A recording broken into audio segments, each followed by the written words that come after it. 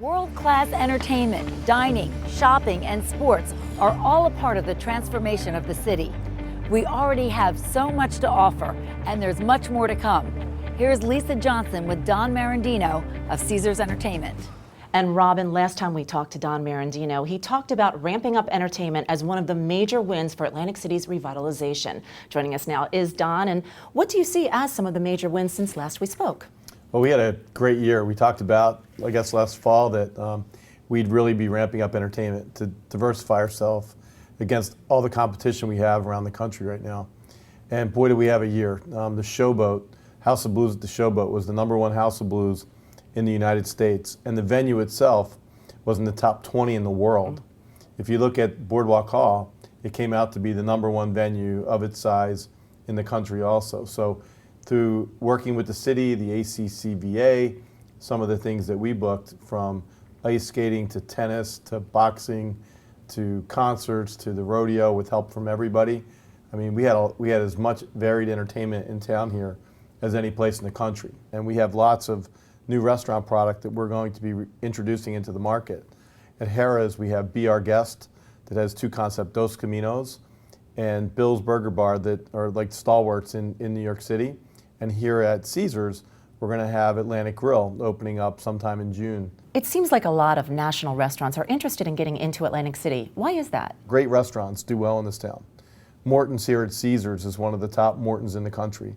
The Palm at the Tropicana always is in the top 2 or 3 of the Palm chain. Il Molino at Taj Mahal does tremendous business. McCormick and Schmick at Harrah's is the 2nd or 1st, depending on the month, most popular McCormick and Schmick in the country. So restaurateurs from around the world are saying, hey, we're missing out on something at Atlantic City that's complemented with the great local restaurants that we have. So Atlantic City is a great dining destination, and Caesars has been at the forefront with the food and wine show that we're now going into the 4th year that's unbelievably successful with tens of thousands of people that come to our events. What about sports? How important are they to this resort? Well, sports has been unbelievably successful. We have tried tennis, boxing.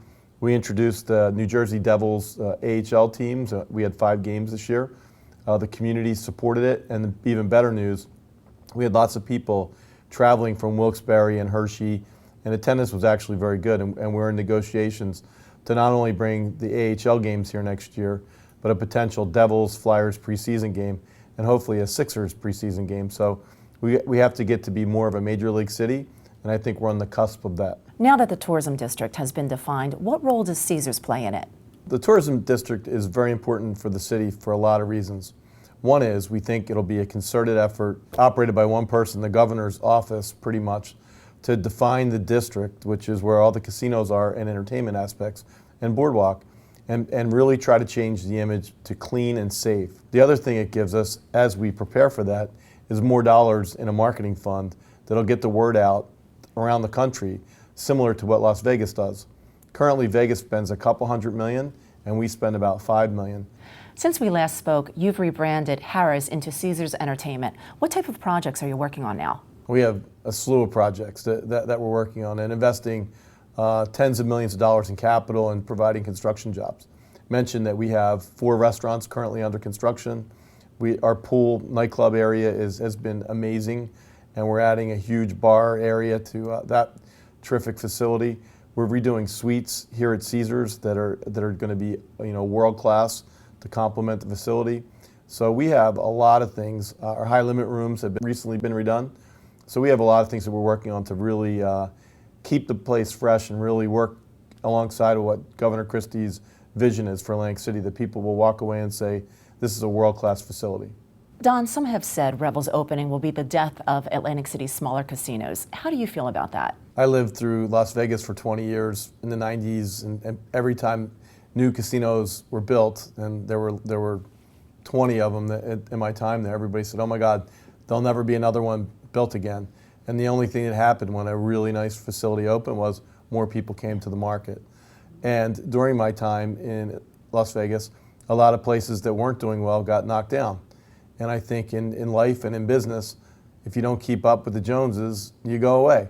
So I think it'll keep the pressure on everyone to hopefully make their place nicer, not just have slot machines and table games and a couple casino-centric restaurants, but really do something spectacular, because we have to grow the market, and I'm rooting for Revel to do just that. Last time we spoke on AC Now, you mentioned you've seen a spirit of cooperation amongst Atlantic City's CEOs. Do you still see that spirit? I think a couple things have happened. The rodeo, everybody wrote a check. And that was the first time everybody wrote a check and said, we're behind this event. And it was a smashing success in the first year.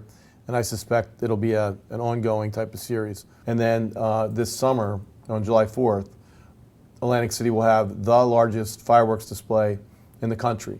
Almost 45 minutes from 2 different locations, the marina and here, synchronized with music, and everyone is writing a check for that, including some businesses. So I think the line here is we need to do world-class things and events constantly, because we're not just a gambling destination anymore.